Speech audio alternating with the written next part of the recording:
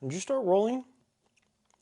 I told you I wanted to finish my Danish before we started doing this video. I have to get a feel for what, things from Denmark is like. And this is really necessary. This is good research right here. My God. Man, I'm telling you, Amanda, this is god-awful good, this Danish. Are you rolling?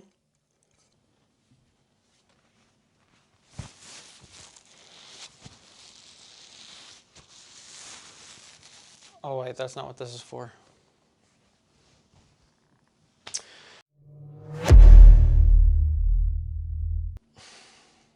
Well, hello and welcome, fellow audio enthusiasts. I'm your host, Jason, and this is the last episode of two-channel listening in this location. So, I am going to get to it today with a couple of updates specifically to what's going to be taking place over the next several weeks. I will be moving next week. Finally, our house is done and it's going to be ready for a move-in next Saturday. Unfortunately, with timing and constraints with schedules, I'm not able to get everything moved at the same time, so we'll be able to move the apartment one week and then all of everything we have in storage is going to be moved on a second week. So we will not, it's going to be a 2-week process to get into the new house. And with that, I will not be able to be in a position to actually start my usual cycle again of reviewing products for about 3 weeks. However, I will post an update for you guys. I am going to be changing that format a little bit and adding some color per se. I did pick up a set of these hexagon acoustic panels from Now Spinning Stands. Kind of a neat, I just thought that they were a neat differentiator versus the big rectangular boxes that people normally would buy or put behind them. You guys have seen that I've had this cheesy gray curtain for my last 26 episodes. So I bought a set of 25 of these 11.5 by 11.5 hexagons. They have this sticky backing, so I'm going to have to meticulously plan out where they go in the background. But the other neat thing that Now Spinning Stands has is their CNC machined wood inserts that can go over the top of these. I bought 3 of their different flower patterns, and one of them is, for example, behind me here. Those are an additional $30 per panel that stick onto these acoustic panels. So I just kind of wanted to see how that would all look in the background before committing to additional ones. They have water versions, trees, fire, a lot of different patterns that can go on over the top of these, as well as many different colors. I like the blues and the grays. They didn't happen to have any British racing green, unfortunately, so that is what it is. But hey, at least you're going to see some color in the background of my videos in the new place moving forward. I'll do a nice little walk around video and show off what the new digs look like for you guys in about 2 weeks. So that's that update and where two-channel listening is going to be in a new location, but it will probably be 3 to 4 weeks before I can actually have another review. As I had stated 2 weeks ago, the Tecton-Arus have arrived. They're in storage. I'll be able to pull those out of storage and start breaking in those Tecton-Arus. I have the Yamaha CD2100 SACD DAC component with me, and I've started breaking that in with the dollies here. So let's get to it. I have a lot to say about the dollies. I will not do my normal origin background on the company Dali speakers. I do plan to audition other dollies in the future thanks to these particular Rubicon 2s. And so I just want to dive into these Rubicon 2s. How did I even end up with them? How did I even end up reviewing Dali speakers to begin with? Now, while Dali speakers, in my mind, in the last 10 years that I've been in this hobby, these are actually the first Dali speakers I've ever heard, I've ever auditioned. Within my circle of friends, within my circle of the audiophile community, nobody has had a pair of Dalis. So I myself have kind of always stayed away from Dalis just from my own biases, that when I look at their specification sheets, they tend to be a very conservatively rated speaker company. When you look at the specification sheets for, say, these Rubicons, which are the second from the top in their current series, so you have the Epicons, which is the top of the line current series. The Rubicon are the second to the top of the line in the Dali series. These are rated from 50 Hertz in the bass up to 26K with the tweeter, plus minus 3 dB.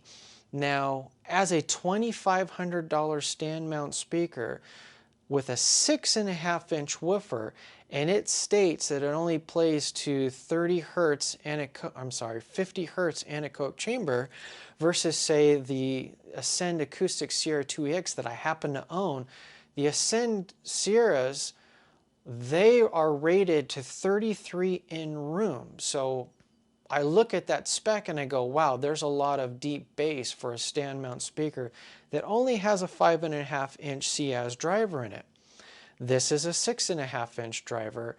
And so when I look at a paper spec, I have a particular bias, and I go, you know what, that looks like that's way too high of a cutoff. You know, that is going to be too much of a roll-off, or probably too steep of a roll-off, and I'm just not interested in investing my money to listen to that speaker.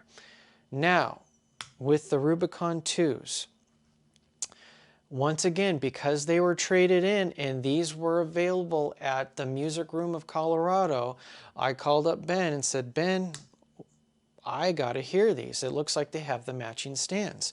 So this whole kit with the Dali matching stands, which are very nice, mind you, they're an additional $500. They have heavy glass plate on the bottom, and a very nice aluminum steel here. Aluminum steel, did you get that? Very nice steel stands. This entire combination, brand new, retails for $3,000. The stand mounts themselves are $2,500 by themselves. Because they were traded in from another customer upgrading to something else at the Music Room of Colorado, I was able to buy these shipped in 2 separate boxes for just over $1,500. Now, I paid $1,600 brand new for those Ascend Acoustic Sierra 2EX speakers. That's a direct-to-consumer. Dali obviously goes through a distribution network. That makes for, in my mind, a really great comparison. Again, if you were to buy a pair of Ascend Acoustic Sierra 2EX right now in piano black, after the price increase delivered, they'd be $1,800. The Rubicon 2s, as a third-party distribution network, will cost you $2,500 to get these. There's a $700 difference, and I have to explore what that $700 difference feels like, looks like, sounds like, fit and finish perspective. So let's get into the fit and finish, mind you. Size-wise, again, nearly identical size-wise to the Sierra 2EXs.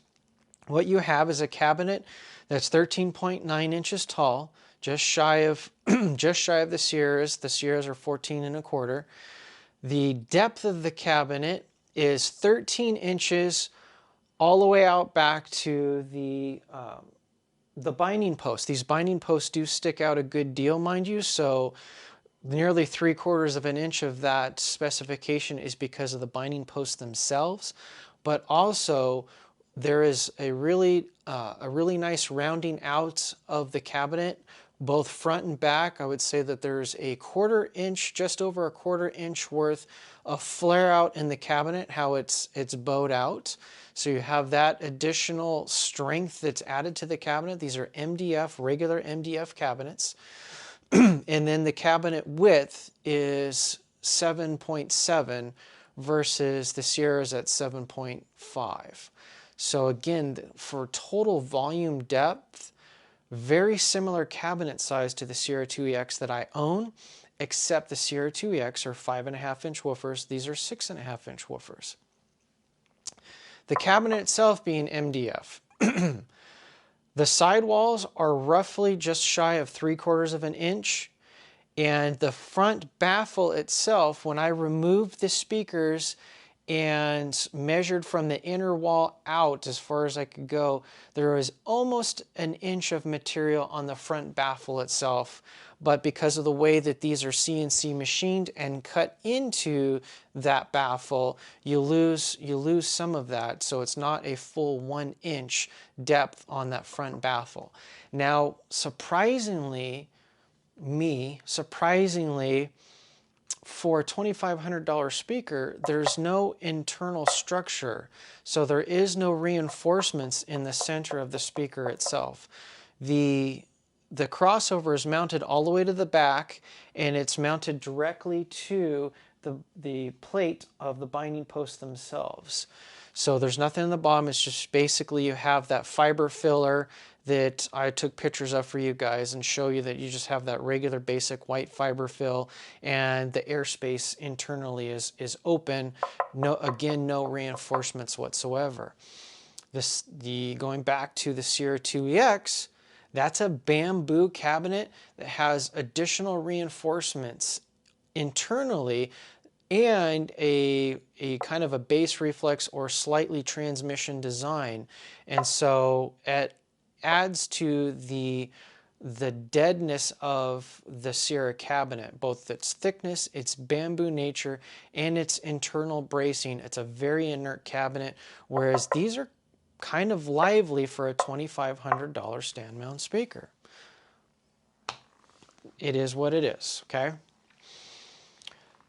However, from that fit and finish and the design perspective, what you couldn't possibly admire from just a regular two-dimensional photography of these speakers, in person, I have to say, I really appreciate the additional detail of the design.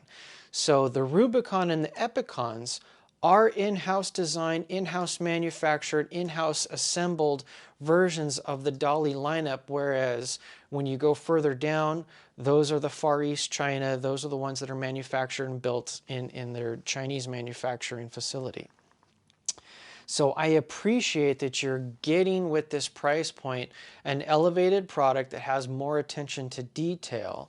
And from a side profile, what I appreciate, because these are also speakers that you listen to off axis, when looking at them, there is dimensionality to these speakers. Because of the front curved cabinet, the way that the manufacture the mid-woofer driver and this the aluminum chassis itself, they extend the aluminum chassis, and it's a little bit oversized for what it is.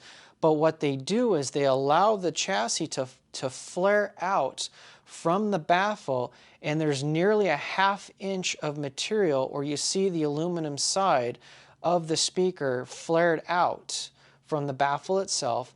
And then again, with this unique faceplate of the tweeter, it too is flared out from the baffle.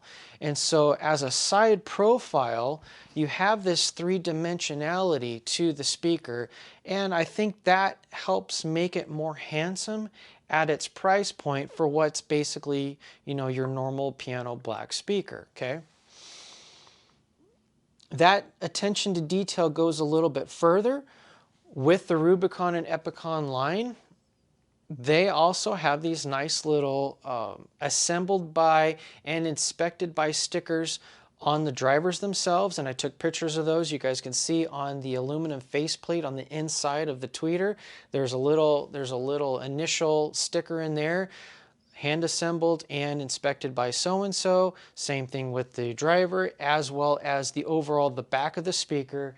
You can see that it has the Rubicon line and then who assembled and inspected the speaker written in with a little bit of Sharpie. Hopefully these weren't Friday afternoon speakers, and you've got that typical signature that would go with a Friday afternoon speaker. I don't believe that. These are pretty well crafted, and I'm really impressed with the fit and finish. They're in person very handsome. I generally would prefer to have a walnut or a rosewood finish, but since you buy these secondhand, I bought them secondhand. Beggars can't be choosers. They do match really well with their stands, and it's an incredibly attractive package. For what I paid for it, it was a steal. At $1,500, this is an incredible package. I will say what my ending thoughts are, or initial thoughts at the end for, okay, if we're talking $3,000, I will give you a different perspective. Now, specifications, as said, you have 30 or 50 hertz. I keep saying that, sorry, 50 hertz to 26K. You have an oversized 1.1 inch or 29 millimeter textile dome tweeter. Again, the tweeter is from the Epicon line as well.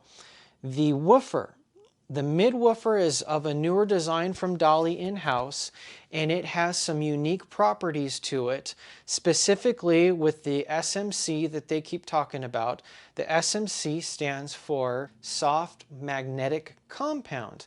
Now they use a totally different magnetic compound in the pole piece, and I will show a picture of the cutaway. These speakers have their own white paper that's on the Dali website. It's worth reading through the white paper. It's not overly technical. They do get into explaining the differences with just the ferrite magnet, different magnets, the magnets with the copper pole piece, without the copper strapping, with it striped down the center of the copper strapping. So there's variations of the R&D that went into this very specific woofer that's also outsourced the material, the woofer material itself, not the entire structure of the woofer, but the actual pulp cone is manufactured outside of Dali. They do not say who does it. If I'm going to put my money on the table, guys, when I take the driver out of the Sierra 2EX, which is an XL CAS driver, very nice driver with its magnesium casing, again, has the same copper shorting rings. You put these two drivers together. Yes, this one is an aluminum cabinet. They both have the gold post connectors in them. The way that the spider is, the way that it's structured, these woofers are from the same mother. They have to be. Dali doesn't say that they come from CAS. They're certainly not Dine Audio, but it has the Scandinavian flavor, and it is a very well constructed magnet and constructed cast cabinet. So very impressive. Definitely not a cheap woofer if these were ever to come off of the shelf themselves. How I set these speakers up in my listening space in the apartment is the same spot, the 7 feet center to center, tweeter to tweeter, and 8 feet from my listening section, so just a slightly off triangle. The difference is that Dali, with their speakers, they explicitly say to set them up off axis. So they were a full 45% off axis during my entire listening. I did mess with toe-in a little bit, but I resisted, and for 90% of my listening time with the Dalis, they were in that 45-degree off axis. Naturally, that bugged me. Naturally, I was challenged to leave them that way because, interestingly enough, in my listening space, every single speaker that I have introduced into this room plays a little better or sounds a little better with a certain amount of toe in, some being towed in 100% on axis, like say the Sierras or the Alta Ios, those required being towed in. These had zero issues being 45 degrees off axis. As a matter of fact, with all the comparisons I'm going to draw the Rubicon 2s to the Sierra 2EX, these oversized tweeters are magnificent. They really did a great job of keeping this center phantom channel tightly locked into where I expected to hear it. Now, at 45 degrees off axis, I will say that they did require my head to be within probably 4 inches of my normal space. So as soon as I would go outside of those 4 inches ear to ear, I could definitely hear that all of a sudden there would be a shift in the soundstage to either left or right. So they're not very forgiving at 45 degree off axis. Let me say it that way. So if you have 2 people wanting to hear the speakers, you're not going to get as tight of a stereo imaging. You just will not be able to do that with them in off axis. The Sierra 2EX required that they be closer to on axis, and I probably had them at most 15 degrees off axis, where they played their best and the aluminum ribbon tweeter performed its best. So my comparisons to the Rubicon will be with the Sierra setup at their optimum listening position, 15 degrees off axis, versus the Rubicons at 45 degrees off axis. Now I'm going to go back to the direct model versus the third-party model real quick. I had mentioned that there's a $700 difference in the products. The Sierra 2EX stepping up to the Rubicons, if we're talking retail to retail, there's $700 in difference there. Now, as far as the drivers are concerned, you have Scandinavian drivers in both speakers. Neither give one up to the other. I would say that the tweeter in this Rubicon is more flexible and matches the ribbon tweeter in the Sierra 2EX as far as its airiness, its level of detail, but the fact that this tweeter can play off axis and is very forgiving in its directionality, I have to give the nod to the Dali tweeter, because it doesn't have to be so straight onto you like normal ribbon tweeters where they have less flexibility.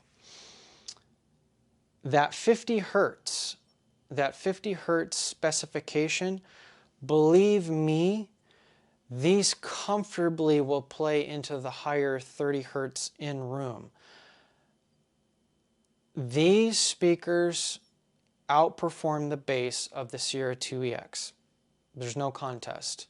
Playing all of the same songs.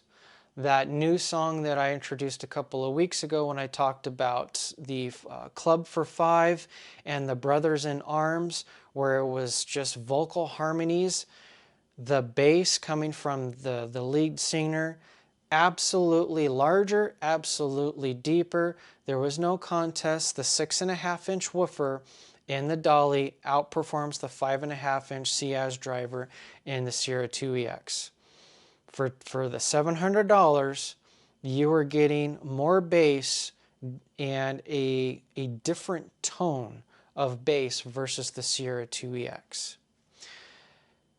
If we were to talk about the crossovers, and I have a PowerPoint picture that I want to share with you, this is where it gets really interesting, folks. For that $700 difference, I would expect from economies of scale that there would have been a better crossover, or at least the components themselves would have been of a higher quality in the Dali speakers. How does it sound though, right? That's what it comes down to. I guess if you can cut corners and still get awesome sound out of cheaper components in a crossover, who am I to say that that's a failure? Because at the end of the day, it's how does the speaker sound? But when it comes to where your money's going, you're hard pressed to say, okay, well, you know, if the drivers are the same, this has a deeper playing driver, then we're on, you know, we're on a fair playing field as far as this costing $700 more than the Sierra 2EX. Now, I wanted to talk about and describe something unique about these speakers that I've heard in no other speaker I've auditioned. Let me say that again. There is something about this driver, about this wood pulp 6.5-inch driver, what it does to the lower tones, the lower bass, and I'm going to say from 60 hertz on up to the middle, say all the way up to 250 hertz. In that section of the lower bass, these Rubicon 2s impart a body on the music I have heard from no speaker to date. Now, how can I describe that? I've struggled over and over and over to figure out what to call it other than there is this body, this tone that's introduced that sounds like a new layer or an introduced layer. I don't want to say it's an artifact. It doesn't sound like an artifact, and it doesn't sound artificial. And that's what makes it so difficult for me to impart to you what I liked about it so much and what was so different about it. And because it only affected particular instruments, mainly percussion instruments, the acoustical instruments, acoustic guitar, something that had, you know, large body to it, a double bass, your drum kit.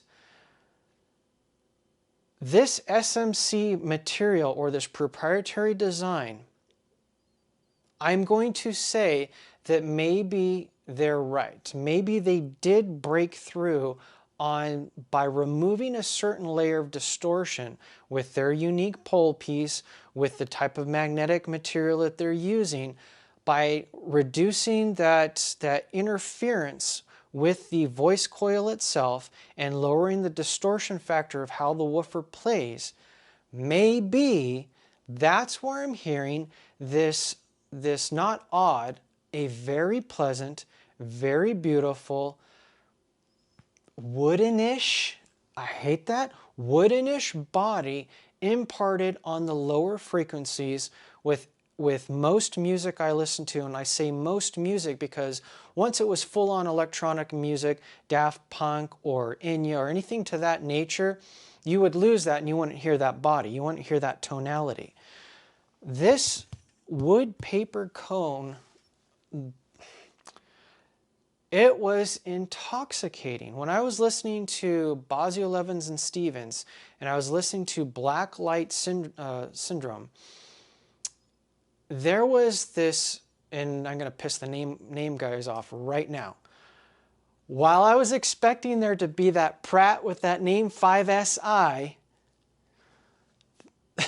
I will say that these speakers imparted a Pratt to my listening experience that no other speaker have I had since I've started 26 episodes in this apartment have not sounded like what the Rubicon 2 does.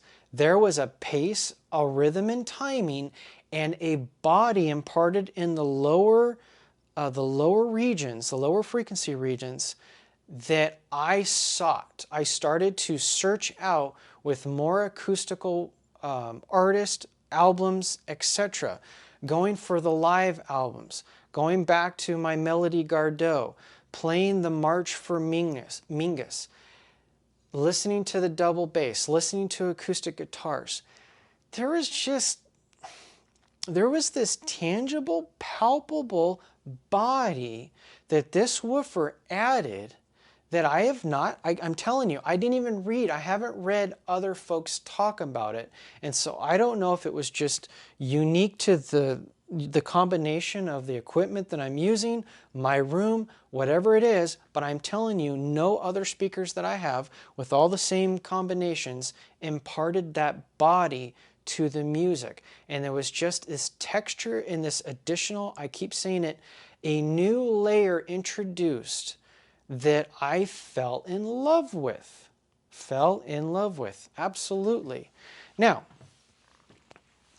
I did spend a good deal of time listening to these with the Cyrus HD1s, Class D hybrid, but 75% of my time was with the Nova here, the Nova 150. Amazing combination. Loved it. I didn't ask for more until I introduced the Yamaha CD 2100 DAC and started using the DAC in the Yamaha and elevated this whole game to the next level.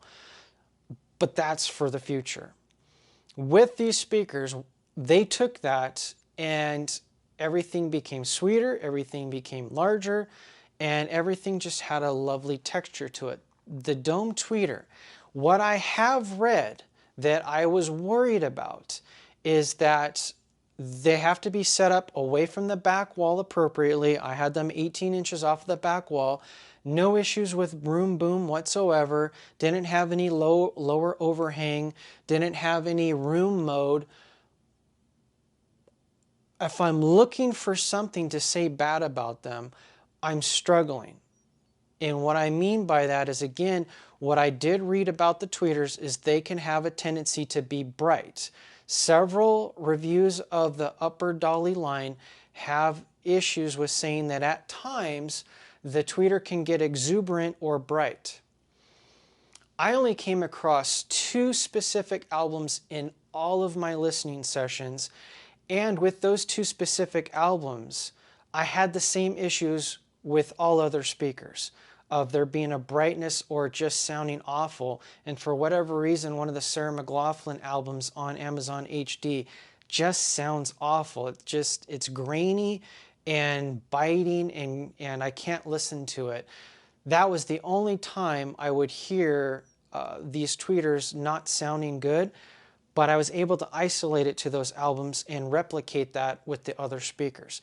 I looked for something that would sound bad. I looked for something that would highlight an ugly feature, mind you, with these, because I know you guys like to hear the truth from me. You want to hear, oh, look at the crossover quality, or look at, you know, what you're paying for. You're not getting your money's worth with any particular speaker.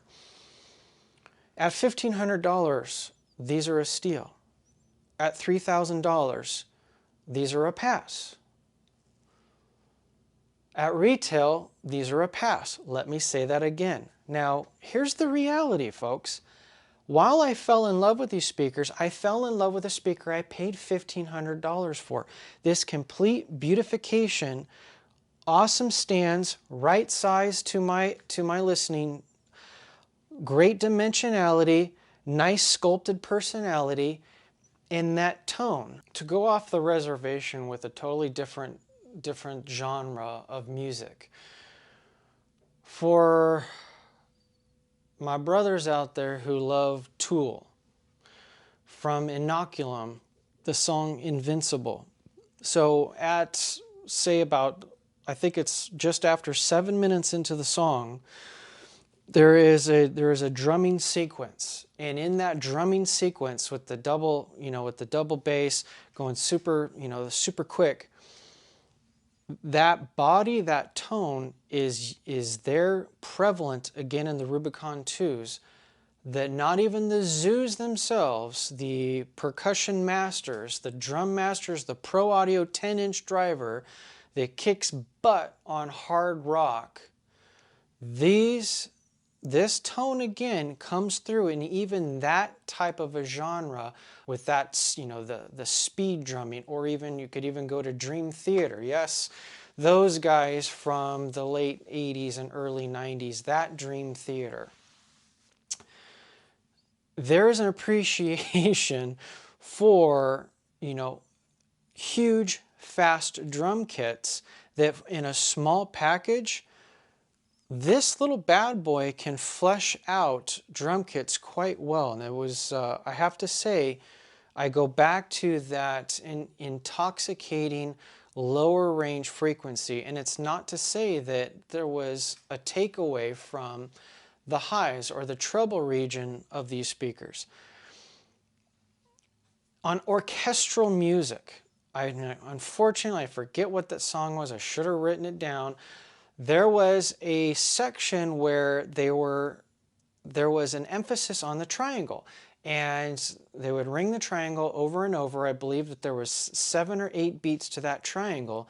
And what was interesting that with this tweeter in its airiness, like the tweeter in the Sierra 2EX, which I love ribbon tweeters, this 29mm tweeter absolutely extended it out, extended the triangle out, and I heard the body of the triangle. I actually heard the in-between notes, the reverberations, mind you, between each of the strikes. The initial strike, how it fluctuates out into the room, and then the decay of the body of the triangle itself.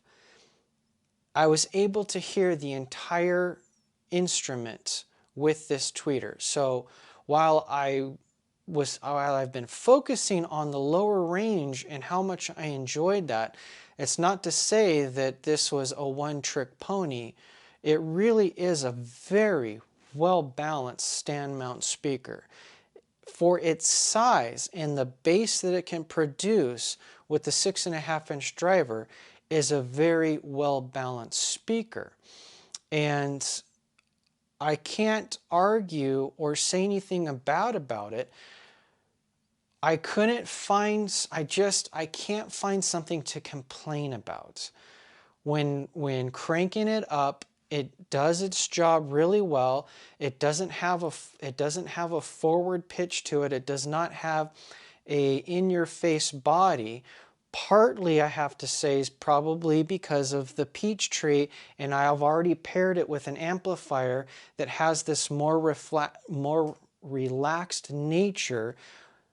It doesn't impart a forward sound stage, so then you have a speaker that also has this natural, relaxed pace, rhythm, and timing to it. Just has a killer combination that was very, very different from my Zoo Dirty Weekends. I mean, just those speakers are night and day from each other. The Dirty Weekends, they are the melt your face off. You want to crank out some Metallica, some Tool, some Dream Theater, hey, there's your speaker right there. But if you want to have a pleasant, well-rounded, all genre encompassing speaker, I would say that these impress the living daylights out of me. Now again, at their price point, I can't wait to break in the Tecton. Yes, I can't wait to break in the Tecton Ruse that takes my Zoo Dirty Weekends and adds that ribbon tweeter to the mix. The Tecton Ruse are $1,670 delivered all in with upgrades. This whole package is $3,000. So folks, you know, I would never spend $3,000. I would never go retail on what these are. As much as I love them, as much as I like them, as much as I want to keep them, I already have 5 sets of speakers. I've got other speakers I need to move on to. In breaking with tradition, I would normally I would kick the Sierra 2EX out, but I'm keeping the Sierra 2EX because it is my entry-level stand mount speaker, and at a retail price point of what I paid from it $1,500 before the price increase. I have to keep that in mind and use those as my baseline for everything else that I judge.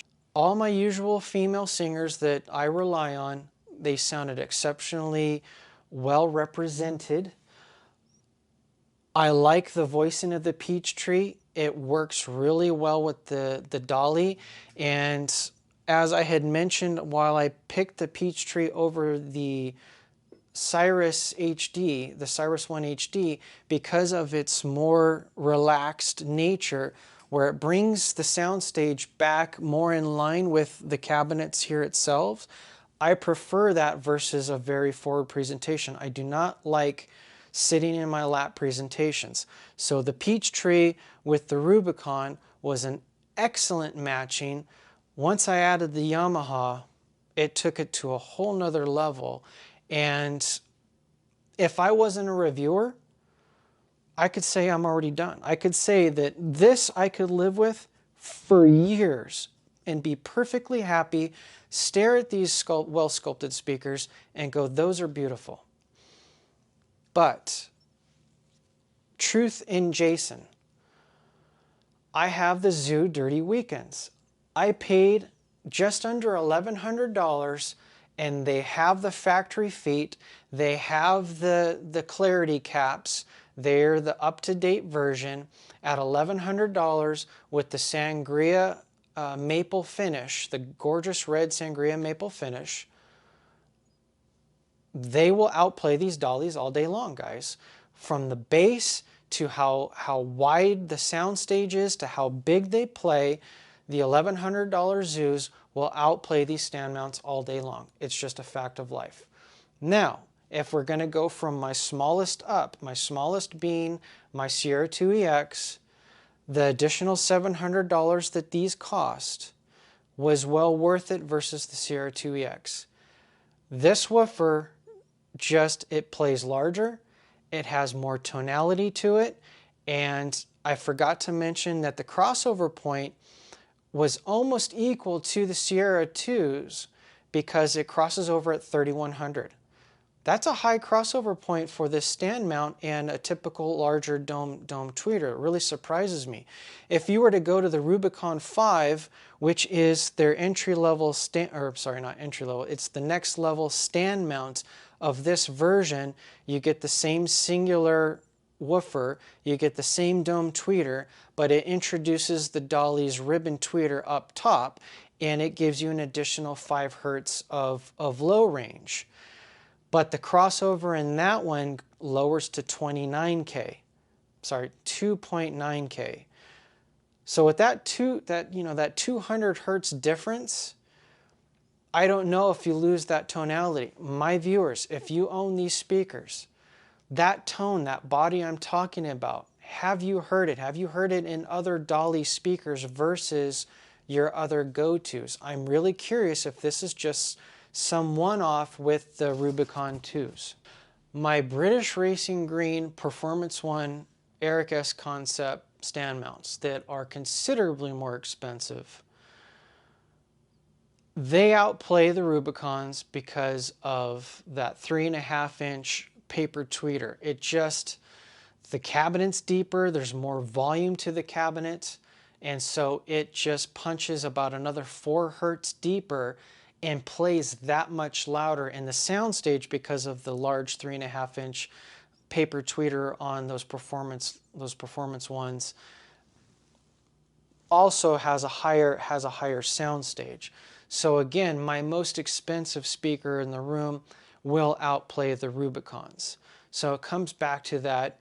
If you're paying $3,000 retail, you can get a $2,000 floor standing speaker that will play deeper and will play louder. So let me talk about one of my other favorite parts about the Dali Rubicon 2s. The binding posts are excellent. I wish more speakers had these binding posts. With the exception to the Cardist binding posts that have the clamping feature for spade end speaker cables, these are my next most favorite binding post, in the fact that they have this cutout feature for the spades. They just slide right in, and because of the way it has these fingers, this plastic, you can clamp these down very tightly for maximum surface area clamping. And I will say that with some of my other speakers, once I go to put in the negative side, if it's not 100% tightened down, I've had them slip out. And I have to go back and reclamp them and grab something to tighten them down even more. That is just not an issue with the Rubicon 2s. These are wonderful binding posts. Please, more of those in the future. You will not be surprised to see that in my rankings page that I will post for you right now, that the Rubicons place third in my list of stand mount speakers, my all-time favorites, starting with the Totem Fires, my Eric S Concept Performance 1s, and now my third most favorite stand mount speaker is the Rubicon 2s. I think they're that good, but I already have my top end shelf. I already have my top end stand mount speakers, and I have my more entry level direct to consumer speaker, the Sierra 2EX. There's just no room in my budget to hold on to these, and it's time to start breaking in those Tectonaroos. So everybody, after I post this, everything gets boxed up. Some of the stuff's going for sale. It's not going to make it to the next house. Moving is next weekend. 2 parts. It'll be 3 weeks before I can actually start reviewing any products, unfortunately. So it may even be 4 or 5 weeks before I can have a actual new full-on review post for you. But it will be more colorful, I can guarantee you that. There will be different lighting, I can guarantee that. And the space will be much, much larger. And I'm looking forward to re-listening to all of my other speakers, having so much more cubic volume in that new front room, and how I'm going to have to dial in the space by using acoustic panels, by using some different floor coverings, which I'll save for later. Going to get a little country, but I'm going to have fun with it, and I can't wait to share what that's all going to look like with you guys. I appreciate the support. Thank you for the patience in all of these different transitions as this channel grows and I gain more experience with the whole video side of it and what to do from here. I plan to buy a stereo recording mic, and I'll start to be able to also play some more tidbits, or I'll be able to record some of the music that I'm listening to, somewhat similar to Ron at New Record Day, just at nowhere near the production cost and value of what he's able to bring to the scene. He's on a whole nother level that I can't touch. So other than that, again, thank you. Thank you for the well wishes on the move, and I will be seeing you in a new place and time.